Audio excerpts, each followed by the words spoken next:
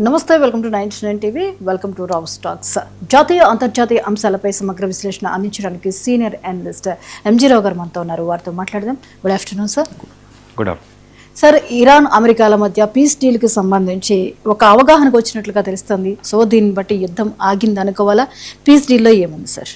Yes అండి, ఫిబ్రవరి 8వ తారీఖున మొదలైన ఈ మహాయుద్ధం, Iran United States of America, Iran Israel యుద్ధం ఏప్రిల్ 28 వరకు అంటూ ఆల్మోస్ట్ 39 డేస్ ఒక భీకర యుద్ధం.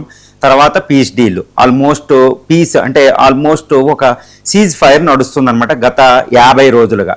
ఇప్పుడు అది ఒక పీస్ డీల్ కుదురుతుంది అనే ఒక హోప్ అనేది నేను కూడా చెప్పడం జరిగింది. ఇప్పుడు పీస్ డీల్ కుదిరినట్టు మనకు తెలుస్తుంది. ఎందుకంటే ఈ పీస్ డీల్ కుదురుతుందని అందరూ అంటున్నారు. కాకపోతే ఈసారి మాత్రం ఉభయ పక్షాలు అంటే యునైటెడ్ స్టేట్స్ ఆఫ్ అమెరికా తరఫున యుఎస్ ప్రెసిడెంట్ డొనాల్డ్ ట్రంప్ తన సోషల్ ట్రూత్లో అనౌన్స్ చేయడం జరిగింది. అదే సమయంలో ఇరానియన్ ప్రెసిడెంట్ మసూద్ పెజాస్కియన్ కూడా ఇది కన్ఫర్మ్ చేస్తూ ఒక ప్రెస్ రిపోర్ట్ ఇవ్వడం జరిగింది. కాబట్టి పీస్ డీల్ కుదిరింది అనేది మనం చెప్పుకోవచ్చు. తర్వాత ఇండియాలో ఇప్పుడు 4 రోజుల టూర్ మీద ఉన్న US secretary of state mark Rubio కూడా కొన్ని గంటల్లో మనకు ఒక శుభవార్త వస్తుందంటూ ఆయన న్యూఢిల్లీలో ప్రకటించడం కూడా ఇక్కడ కన్ఫర్మ్ చేయడం జరిగింది. ఇప్పుడు ఈవెన్ పాకిస్తాన్ మీడియేటింగ్ ఉంది కాబట్టి అక్కడ అసిం మున్నీర్, ఫీల్డ్ మార్షల్ అసిం మున్నీర్ కూడా ఇప్పుడు ఇరాన్లో ఉన్నాడు. ఇక్కడ పీస్ డిస్కషన్ అనేది ఒక పీస్ డీల్కి సంబంధించి ఒక నిర్దేశాలు అంటే రెండు ఉభయ పక్షాలు ఒక రకమైన అవగాహనకి అండర్స్టాండింగ్ వచ్చినట్టు తెలుస్తుంది. ముఖ్యంగా ఇప్పుడు మసూద్ పెజాస్కియన్ ఆఫ్ ఇరానియన్ ప్రెసిడెంట్, తర్వాత డొనాల్డ్ ట్రంప్ చెప్పినట్టు ఏంటంటే ఈ పీస్ డీల్ మీద తొందరలో సంతకం కూడా చేయబడుతుంది. ఇప్పుడు వరకు తెలిసిన మనకి ఇన్ఫర్మేషన్ ప్రకారం ఏంటంటే ఇరాన్ అమెరికాలు కొంచెం కొన్నాట్ల మీద ఒక అవగాహనకు వచ్చినాయి. ముఖ్యంగా ఏంటంటే ఇరానియన్ న్యూక్లియర్ ప్రోగ్రామ్, ఇరాన్ దగ్గర అణుబాంబు ఉండకూడదు. తర్వాత ఇరాన్ ఇప్పటికే శుద్ధి చేసిన 440.6 కిలోగ్రాములు యురేనియం U-235ని ఎట్టి పరిస్థితుల్లో ఇరాన్లో ఉంచడానికి లేదని యుఎస్ చెప్తుంది. ఇప్పుడు ఇరాన్ కూడా వెనక్కి తగ్గి దీన్ని తృతీయ పక్షం దేశంలో ముఖ్యంగా దీన్ని రష్యాలో పెట్టే అవకాశం ఉంది. రష్యా అధ్యక్షుడు వ్లాడిమిర్ పుతిన్ కూడా దీనికి అంగీకరించినట్టు తెలుస్తుంది. కాబట్టి ఇరాన్ నుంచి యురేనియంని అక్కడికి రష్యాకి తరలించే అవకాశం ఉంది. కాబట్టి యుఎస్ డిమాండ్ చేస్తున్న దానికి ఇప్పుడు ఇరాన్ అంగీకరించినట్టు తెలుస్తుంది. తర్వాత ఇరాన్లో ఉన్న న్యూక్లియర్ రియాక్టర్లు అయిన ఫోర్డో, బుషెహార్, ఈ న్యూక్లియర్ రియాక్టర్లకు సంబంధించి అణు ఇంధనాన్ని ఐఏ తరపున United States of America, western countries supply చేస్తాయి. కాబట్టి ఇరాన్ దగ్గర న్యూక్లియర్ బాంబు ఉండదు, న్యూక్లియర్ ప్రోగ్రామ్ చెయ్యలేదు. కాబట్టి పీస్ డీల్ కి ప్రధాన అడ్డంకి తొలగినట్టు తెలుస్తుంది. ఇక రెండోది ఏంటంటే హర్మూజ్ స్ట్రైట్ ఓపెనింగ్. ఈ హర్మూజ్ స్ట్రైట్ ని కూడా ఇరాన్ ఓపెన్ చేయడానికి ఒప్పుకుంది. కానీ యునైటెడ్ స్టేట్స్ ఆఫ్ అమెరికా అక్కడ డిప్లాయ్ చేసిన ఆర్మీ, తర్వాత ఎయిర్ క్రాఫ్ట్ క్యారియర్ అనే INS, తర్వాత అది USS Abraham Lincoln, USS Gerald ఆర్ఫోర్డ్, ఈ ఎయిర్ క్రాఫ్ట్ క్యారియర్లు, వందలాది షిప్లు, ఈ యొక్క డిప్లాయ్మెంట్ అనేది క్రమంగా ఎంతైతే ప్రపోర్షనేట్ గా తగ్గించుకుంటుందో దానికి సమాన ప్రాతిపదికన ఈ హర్మూజ్ స్ట్రైట్ ను కొంచెం ఓపెన్ చేస్తూ పోతుంది అన్నమాట ఇరాన్. అది కూడా ఇక్కడ సాల్వ్ అయిపోయినట్టు తెలుస్తుంది. ఇక రెండోది ఏంటంటే హర్మూజ్ స్ట్రైట్ ఎటువంటి టాల్ అనేది ఉండదు, IRGC కంట్రోల్ కూడా దాని మీద ఉండదు, ఫ్రీ నావిగేషన్ అనేది according to United Nations convention of laws ప్రకారం ఉంటుంది. కాబట్టి హర్మూజ్ స్ట్రైట్ కూడా క్రమంగా ఓపెన్ అవుతుందని తెలుస్తుంది.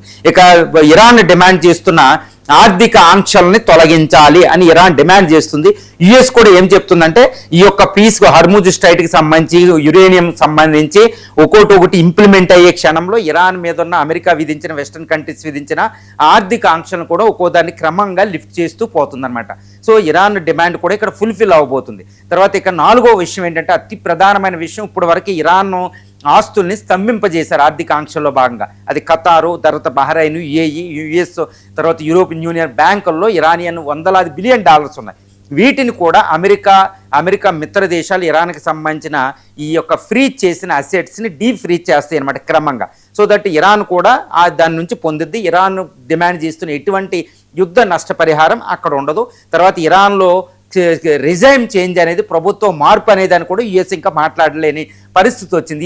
ఈ రకంగా ఈ 39 రోజుల భీకర యుద్ధం, 2 నెలల పైగా జరిగిన ఈ cease fire, Hormuz straight close, oil సంక్షోభం, ప్రపంచమే ఆర్థిక మాన్యం దగ్గరికి వెళ్ళడం, ఇరాన్ భయంకరంగా నష్టపోవడం, ఈవెన్ యుఎస్ కూడా దాని ఫేస్ అంటే దాని ముఖం ఎక్కడ పెట్టుకోవాలో తెలియనట్టు ఓడిపోవడం, ఇవన్నీ ఇక్కడ జరిగినాయి. కానీ యుద్ధం అయిన తర్వాత ఇప్పుడు పీస్ డీల్ చూస్తే యుద్ధానికి ముందు ఈ రెండు డిమాండ్ చేసిన ఏ డిమాండ్లు ఉన్నాయో అవే ఉన్నాయి. కాబట్టి యుద్ధం అనవసరంగా యుఎస్ ప్రెసిడెంట్ ట్రంప్ చేసినట్టు తెలుస్తుంది. ఇక్కడ ఇరాన్ కూడా ఆల్మోస్ట్ $25 బిలియన్ లాస్ వచ్చినట్టు తెలుస్తుంది. యుఎస్ కూడా $50 బిలియన్ వరకు మొత్తం లాస్ వచ్చినట్టు తెలుస్తుంది అనమాట.